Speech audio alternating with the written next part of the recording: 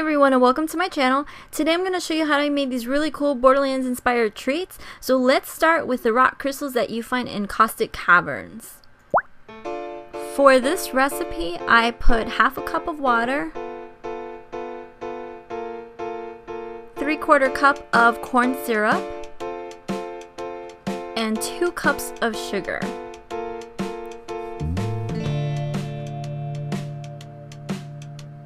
I went ahead and I put my stove on medium heat, and you want to stir this in until the sugar dissolves. Once everything's dissolved, go ahead and crank up all the way to high heat. Once your sugar mixture reaches 285 degrees, go ahead and place that off of the stove. Let your bubbles sizzle down just a little bit, and once your bubbles have sizzled down, go ahead and add 2 teaspoons of vanilla extract and a few drops of gel food coloring. Go ahead and mix that well, and once it's mixed well, you want to work really fast, placing your mixture in a pan lined with aluminum foil. Once it hardens completely, go ahead and smash it to bits.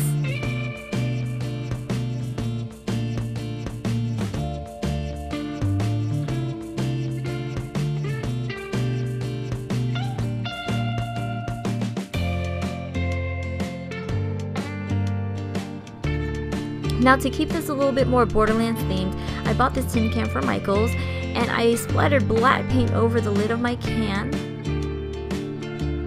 Then I printed out this Borderlands logo where I cut the logo out to create a stencil. Once my stencil has been cut out, I place that on the lid of my can where I apply yellow paint over it. Now let's go ahead and move on to idea number 2, which is the Skittle Vodka Healing Hypo. This is a very simple recipe where I just used vodka, placed a couple Skittles in there, and shook so that the candy becomes well incorporated into the vodka flavor.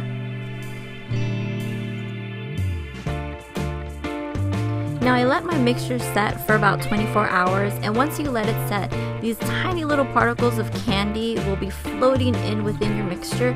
So what you want to do is get some type of shirt or a coffee filter to strain out those pieces of candy particles.